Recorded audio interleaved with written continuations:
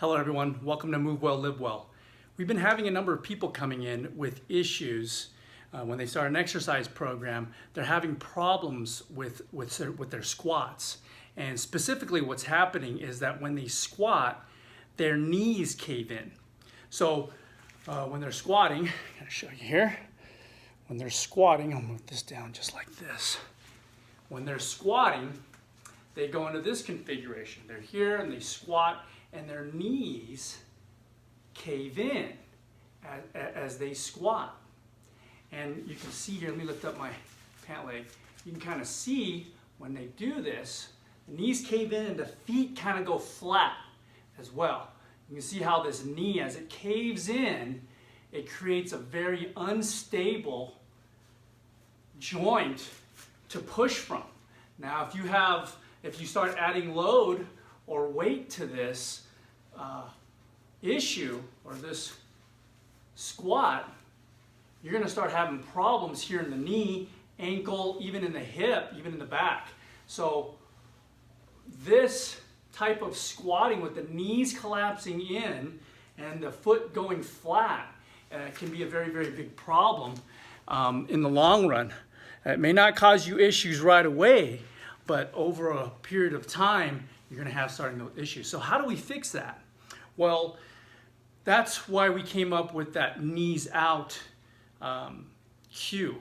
And what the knees out cue is simply that. So you're trying to bring the knees out. It's a little bit more complicated than just knees out. So what knees out means is as you go into the squat, let's get this here. As you go into the squat, as you come down to the squat, what you're trying to do essentially is you're trying to, instead of collapsing inward here, you're bringing those knees outward, just like that. So you're opening up your hips, just like that, and you're going into a knees out. That sometimes is easier said than done. A better cue than just knees out, the better thing to do would be to create torque or rotational stability through your ankle, your foot, your ankle, your knee, and your hip. Just like in like a bench press, for instance, when you're doing a bench press, you want to create stability through the wrist, elbow, and shoulder, and you're creating torque. It's like the cue would be like bending the bar. You're creating torque. So same thing with a squat. Is you're here, and you can kind of see that. If you're here, if you can create torque in the hip joint. So torque in the hip joint, what you're trying to do is you're externally rotating the hip as your foot is planted into the ground. It's almost like you're trying to twist the ground with your foot. And you can kind of see how just by trying to twist the ground with my foot, you see how the knees go out. So twisting the ground with the foot, and you can also see, let me move this down a little bit, and we're back.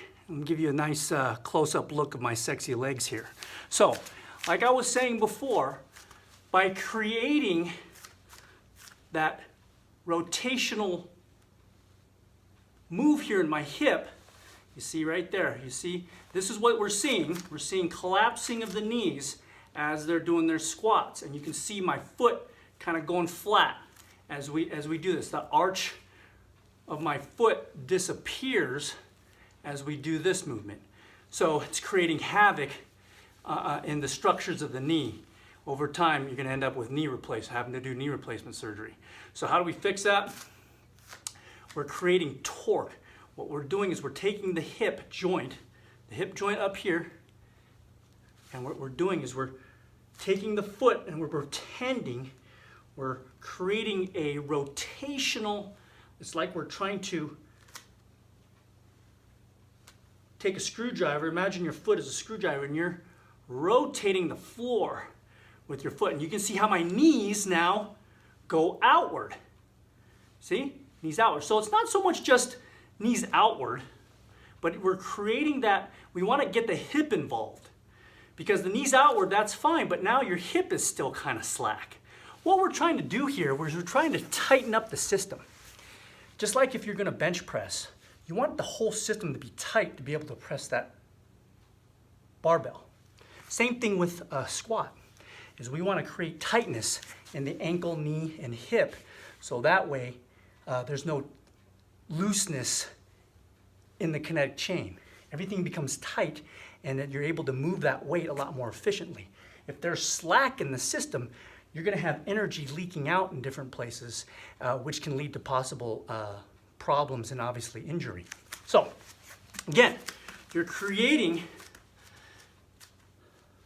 can see the arch in my foot is present. If I collapse inward, the arch goes away, and now I have excess pressure. I have instability in these joints, and it can lead to problems, potential injury.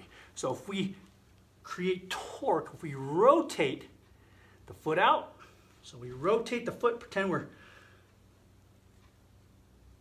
rotating the ground with our foot. Now my knees come out.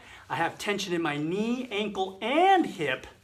Rather than just knees out, now I'm using my butt muscles and my hip muscles to create that tension all the way through the system, and now I can come down in a squat nice and tight. The whole system is tight. I have my arch, my foot, my feet, and I can press on back up. So